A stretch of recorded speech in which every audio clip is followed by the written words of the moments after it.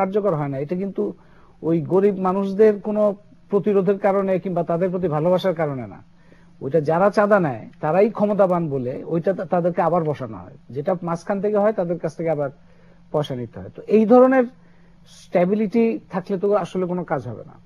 যেটা দরকার সেটা হচ্ছে উনি যেটা বলেছেন কন্টিনিউটি দরকার, সেটা যেমন একটা ঠিক, আবার কিছু কিছু ক্ষেত্রে ডিসকন্টিনিউটি দরকার। যে এই ধরনের প্রবণতা, এই ধরনের তৎপরতা, এই ধরনের মানে ইনস্টিটিউশন ডেভেলপ করছে না বাংলাদেশে, ইনস্টিটিউশন ডেভেলপ করছে না, এবং একটা ট্রান্সপারেন্সি সাংঘাতিক রকম অভাব, এবং সমস্ত জায়গায় একটা অ্যারেঞ্জমেন্টে যেতে হয়, এক ধরনের চুক্তিতে যেতে হয়, এবং সেই চুক্তির মধ্যে দিয়ে গেলে আমি নানান রকম ভাবে পয়সা কামানো সম্ভব, আবার চুক্তিতে যদি না যাই আমি ঠিক মতো চললেও আমি ঠিক মতো সেটা করতে পারবো না।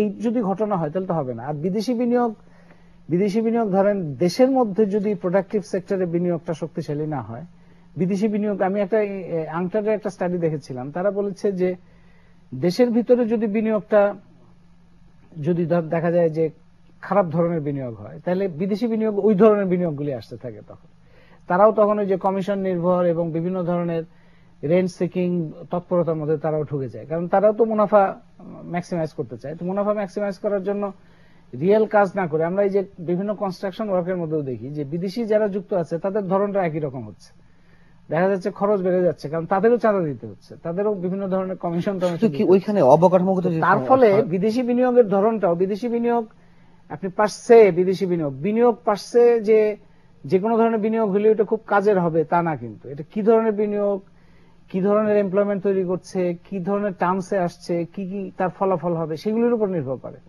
তো সুতরাং সব মিলিয়ে এই পরিস্থিতির পরিবেশটা খুব মানে এখন পলিটিক্যাল স্ট্যাবিলিটিও যদি থাকে সামনে, মানে যে স্ট্যাবিলিটি আছে বলে ধারণা, মানে পলিটিক্যাল অপোজিশন এখন নাই, তো সেই স্ট্যাবিলিটি আসলে যে এই পরিস্থিতির ক্ষেত্রে কোনো গুণগত পরিবর্তন হবে এটা আশা করা যাচ্ছে না।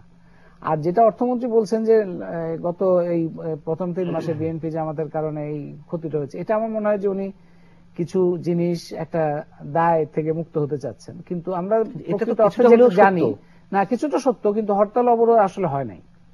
হরতাল অবরোধ কিন্তু একটা আতঙ্কের অবস্থা তৈরি হয়েছিল, পেট্রোল বোমা ইত্যাদির জন্য হয়েছিল, সেটা বিনিয়োগকারীদের খুব যে ঠেকাতে পেরেছে আমার মনে হয় না। প্রোডাকশন, গার্মেন্টস বলেন কিংবা এগ্রিকালচার বলেন, প্রোডাকশন অব্যাহত ছিল, এক্সপোর্টের ক্ষেত্রেও সেটা খুব বেশি এফেক্ট করেনি, এবং হরতাল অবরোধ তো আলটিমেটলি প্রথম কিছুদিনের পরে হরতাল অবরোধ সেরকম হয়নি। সুতরাং ওইটাকে অজুহাত হিসেবে ব্যবহার করে অর্থমন্ত্রী খুব ইয়ে করতে পারবেন না, বাঁচতে পারবেন না। এই ক্ষেত্রে আপনার কিছু বলার আছে না? এটা তো মানতেই হবে। আমি সবসময় যেটা বলি যে ইচ্ছা করলেই তো জিনিস হবে না, ইচ্ছা করার সাথে সাথে সেটাকে প্রতিফলনটা দেখাতে হবে বাস্তবে। এবং যে জিনিসটা আমি বলতে চাই সেটা হচ্ছে যে সরকার এখন একটা মোটামুটি একটা শক্তিশালী অবস্থানে আছে রাজনৈতিকভাবে, এটা অস্বীকার করার উপায় নেই, that's the reality on the ground. এখন যেটা আমার বক্তব্য হচ্ছে যে এই জিনিসটাকে ক্যাপিটালাইজ করে সরকারের একটা মোক্ষম মুহূর্ত যাচ্ছে to bring about changes on the economic governance. আমার underlying economic governance, economic governance covers এই যে চাঁদা তোলা টংওয়ালার কাছ থেকে, ট্রাকওয়ালার কাছ থেকে, বাস স্ট্যান্ড থেকে, পুলিশের মাধ্যমে এক ধরনের হয়রানি করা বিজনেসম্যানদেরকে, এগুলো বন্ধ করা। এটা চাইলেই কিন্তু সরকার বহুলাংশে কমাতে পারে। ইকোনমিক গভর্নেন্স বলতে আমি বুঝাচ্ছি যে ব্যাংক থেকে যে লুটতরাজগুলো হয়ে গেছে সেগুলো যেন আর পুনরাবৃত্তি না হয়, এটাও কিন্তু সরকার চাইলে পারে। ইকোনমিক গভর্নেন্স বলতে আমি বুঝাতে চাচ্ছি যে ধরনের মানে সন্ত্রাসী কার্যক্রমের মাধ্যমে ছাত্রলীগ বা অন্যরা যেভাবে যুবলীগ অমুক লীগ তমুক লীগ বিভিন্নভাবে তারা একটা নিজেদের আখির গুছানোর ব্যবস্থা করছে, সেগুলোকে একটা কন্ট্রোলে আনা, এগুলো কোনোটাই কিন্তু সরকারকে বিপন্ন করবে না, কিন্তু জাতিকে এগিয়ে নিয়ে যাবে। আমি এই অ্যাঙ্গেল থেকে বলতে চাচ্ছি যে সরকারের এখন একটা, সেহেতু অর্থমন্ত্রী আজকে স্বীকারও করেছেন যে ব্যাংকে যে লুটতরাজ সঙ্গে যারা জড়িত তাদের বিরুদ্ধে কোনো ব্যবস্থা নেওয়া হয়নি, তবে হবে, নেওয়া হলে তো আপনি যে ইকোনমিক গভর্নেন্সের কথা বলছেন সেগুলো তো নিশ্চিত করা যেত। হ্যাঁ, এখন পর্যন্ত কোনো গভর্নেন্সের আমরা কোনো লক্ষণ দেখিনি, এটা অস্বীকার করার কোনো উপায় নেই। আমি যেটা বলতে চাচ্ছি যে যদি সরকার সত্যি সত্যি ইকোনমিক ট্রান্সফরমেশন দেশে করতে চান, যেটার মাধ্যমে হয়তো তাদের পলিটিক্যাল লেজিটিমেসিটা হয়তো বাড়তে পারে। You understand my message? I am telling to the government authorities that political যে কনভলিউটেড ফর্ম অফ ডেমোক্রেসি আমাদের আছে সেটাকে যদি অ্যাটলিস্ট অ্যাকসেপ্টেবল করতে হয় পাবলিকের কাছে। দ্য বেস্ট অপরচুনিটি হচ্ছে এখন এমন একটা ব্যবস্থা করা যেটা অর্থনৈতিকভাবে দেশকে আগিয়ে নিতে যেতে পারে, এবং সেই মডেলে কিন্তু অনেক দেশ গিয়েছে আগিয়ে, এবং সেটা যদি করতে পারে তাহলে হয়তো এক ধরনের অ্যাকসেপ্টেন্স এটা নিয়ে আসতে পারে, and it will be good for the government। তো সেই জন্য আমি বলতে চাচ্ছি যে এই সুযোগ সরকার ব্যবহার করবে কি না করবে সেটা সরকারের উপর, কিন্তু সুযোগটা আছে। কিন্তু কর্মসংস্থানের সুযোগ কতখানি রয়েছে এই বাজেটে? মানে কতখানি দিক নির্দেশনা রয়েছে কর্মসংস্থান সৃষ্টির? কর্মসংস্থান আমি যেভাবে দেখি সেটা হচ্ছে যে কর্মসংস্থান হবে যখন কর্মযোগ্য হবে, অর্থাৎ বিনিয়োগ হবে দেশে। বিনিয়োগ যদি হয় তাহলেই চাকরির সৃষ্টি হবে, চাকরির সৃষ্টি হলে ডোমেস্টিক ডিমান্ড ক্রিয়েট হবে, ডোমেস্টিক ডিমান্ড ক্রিয়েট হলে আরো প্রোডাকশন হবে, এবং সর্বক্ষেত্রে একটা আমরা কর্মযোগ্য দেখতে পারবো। সেই জন্য বিনিয়োগটা এত গুরুত্বপূর্ণ। আমাদের বিনিয়োগ হচ্ছে 26, 27, 28% হচ্ছে, কিন্তু এটাকে নিয়ে যেতে হবে 30, 32, 34% আগামী কয়েক বছরের মধ্যে, এবং সেই চ্যালেঞ্জটা গত 5 বছরে সরকার পারে নাই করতে। সেটা আগামী 5 বছরে যদি করতে হয় তাহলে কিন্তু একটু অন্যভাবেই করতে হবে। এই গভর্নেন্সকে বাদ দিয়ে, বিশেষ করে ইকোনমিক এরিয়ার গভর্নেন্স, পলিটিক্যাল গভর্নেন্সের কথা আমি যাচ্ছি না, সেখানে সমস্যা তো আছে, সেটা ইন্ডিপেন্ডেন্টলি এদিক থেকে যদি নজর দেয় তাহলে হয়তো ওটা আমরা পেতে পারি। মোহাম্মদ, আপনি জ্বালানি খাত নিয়ে নিশ্চয়ই অনেক গবেষণা এবং কাজ করছেন। জ্বালানি খাত সম্বন্ধে আমরা তেমন সমন্বিত উদ্যোগের কিছু শুনতে পাইনি। না, এই বাজেট বক্তৃতাতে জ্বালানি বিদ্যুৎ খাত যথারীতি আছে, সেখানে হিসাব আছে। মানে সমন্বিত উদ্যোগের বিষয় বলছি আমি। হ্যাঁ, সমন্বিত উদ্যোগের মাধ্যমে কিভাবে এগুলোকে সেটার মধ্যে জ্বালানি খাত নিয়ে যেটা ইস্যুস গুলো হচ্ছে, যে একটা হচ্ছে যে এর মধ্যে খনিজ সম্পদ বিভাগ একটা আছে, আরেকটা হচ্ছে বিদ্যুৎ। এই দুইটা ভাগে সাধারণত এই অ্যালোকেশন গুলো হয়। তো অ্যালোকেশনের মধ্যে এটার একটা ধারাবাহিকতা যেটা আমরা দেখতে পাচ্ছি, যে খনিজ সম্পদ বিভাগ মানে বাংলাদেশের এখন ধরেন প্রাথমিক জ্বালানি যেগুলো আছে, গ্যাস, কয়লা, স্থলভাগে, সমুদ্রে, এগুলো যেগুলো আছে সেগুলোর অনুসন্ধান, উত্তোলন, সেটার ব্যবস্থাপনা করতে গেলে খনিজ সম্পদ বিভাগ তার সক্ষমতা বাড়াতে হয়, তার প্রতিষ্ঠানগুলো গড়ে তুলতে হয়, তারপরে বিশ্ববিদ্যালয়, গবেষণা প্রতিষ্ঠান, সেই সমস্ত করতে। এগুলো আমরা অনেকদিন থেকে আমরা দৃষ্টি আকর্ষণ করার চেষ্টা করছি, যে এই সমস্ত জায়গাগুলোতে যে কোনো দেশ যদি জ্বালানি নিরাপত্তা দীর্ঘমেয়াদে নিশ্চিত করতে চায়, তাহলে তার নিজস্ব সক্ষম একটা প্রাতিষ্ঠানিক ভিত্তি তৈরি করতে হবে।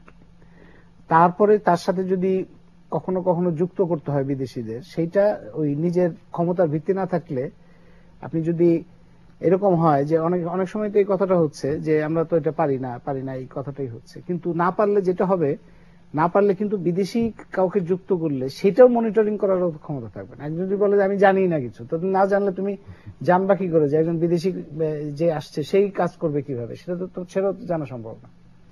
তো এই সক্ষমতা বৃদ্ধির জন্য যে ধরনের উদ্যোগ দরকার, যে ধরনের বরাদ্দ দরকার, সেটার পরিমাণটা কিন্তু খুব বেশি না, কিন্তু সেই বরাদ্দের ঘাটতিটা কিন্তু ধারাবাহিকভাবে থেকেই যাচ্ছে। এটা এই বছরের বাজেটে আমরা দেখবো যে এই জায়গাটায় বাজেট অনেক কম হয় বরাদ্দ।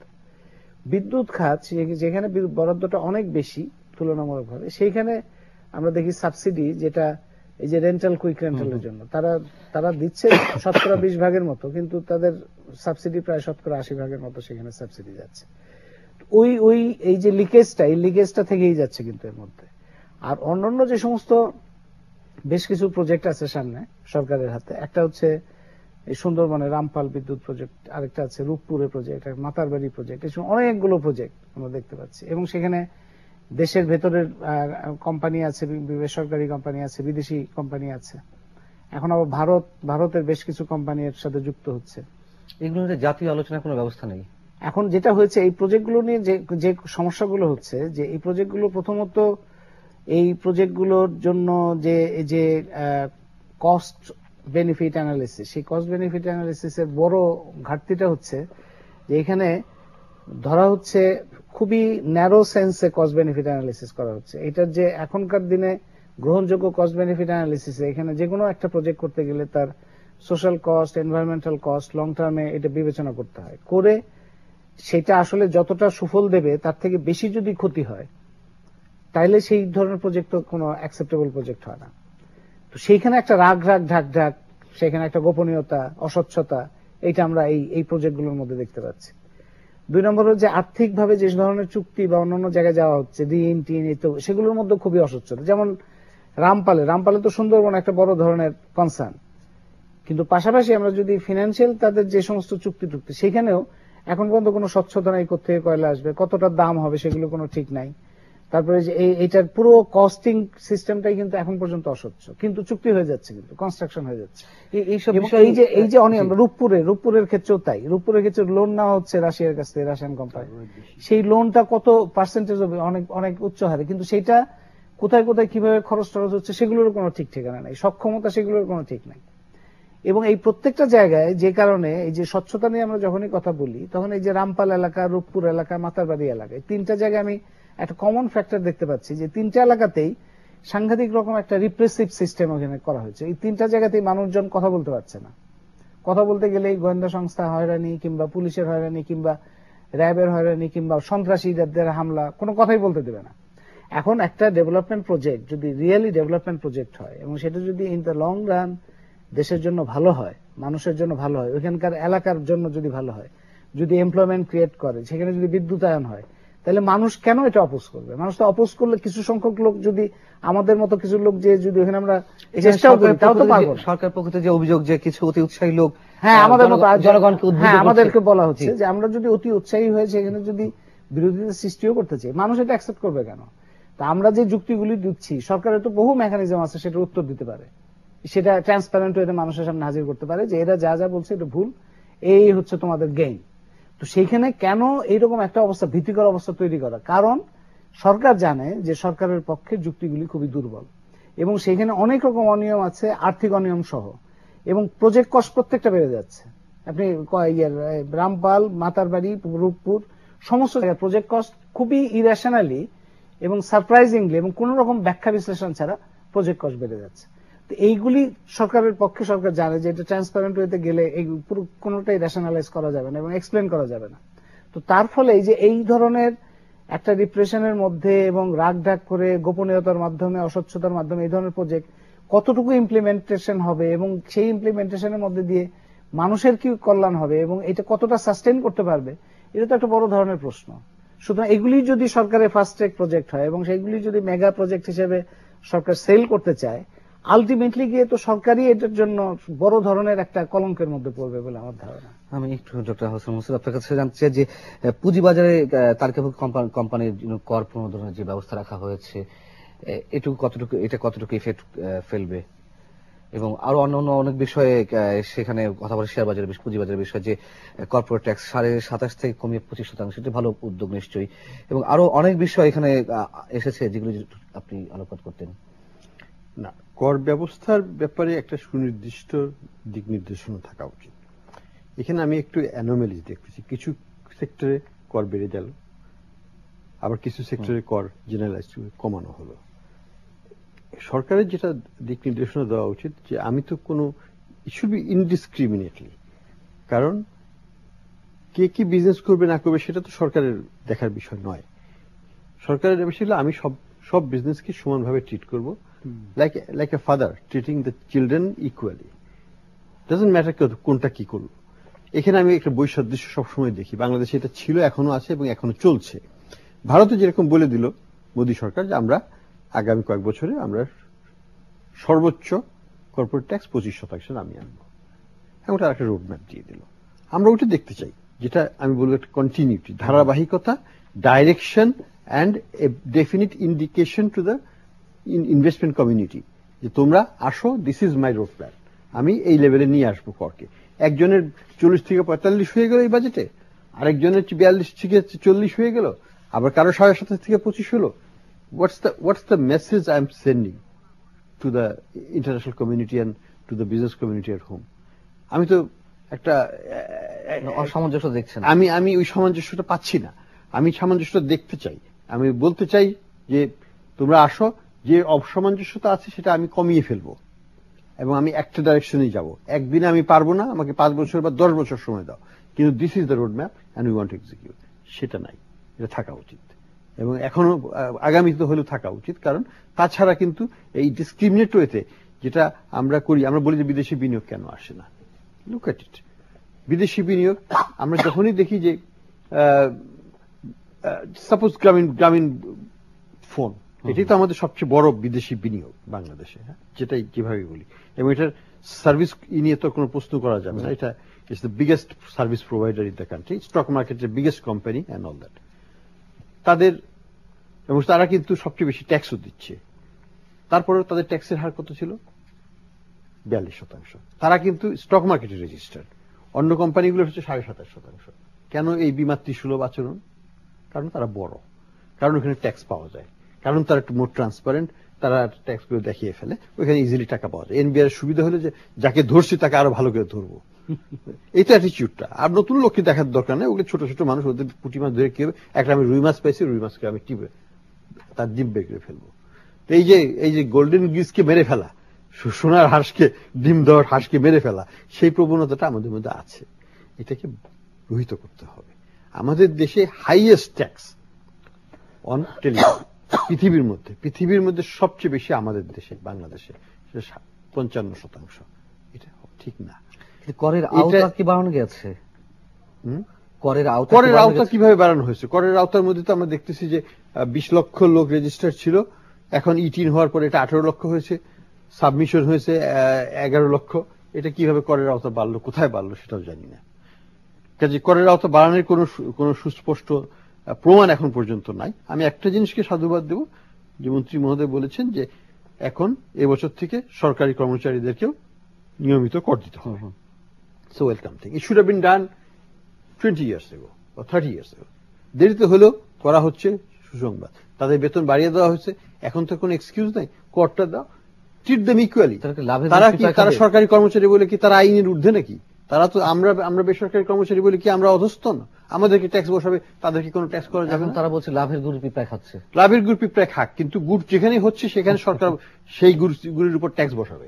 এটাই হলো আইন, দুনিয়া জোড়া এটা চলে আসছে, বাংলাদেশে কেন ব্যত্যয় হবে? আর তাদের বেতন ডাবল করে দেওয়া হচ্ছে, এখন তাদের ক্যাপাসিটি টু পে আছে। 8-10 জন মানুষ যদি দিতে পারে, তাদের বেতন যদি বেশি হয়ে থাকে, তারা যদি করযোগ্য হয়ে থাকে, তাহলে কর দিবে। করযোগ্য না হলে আমরা তো পিয়নের কাছ থেকে কর নিতে যাচ্ছি না, সেটা তো থ্রেশহোল্ডের নিচেই পড়ছি। কাজে এটা তো সমতার ব্যাপার, ইকুইটির ব্যাপার, সামাজিক ভারসাম্যের ব্যাপার। এখানে তো সরকারি বেসরকারি কোনো ইস্যু আছে বলে আমার মনে হয় না। Very simple, you get the money from the government, you earn other income, add them up and pay the tax. এখানে আবার বৈষম্য করার তো কোনো কারণ নাই। কাজে এটা একটা পজিটিভ দিক, এটা আগেই করা উচিত ছিল।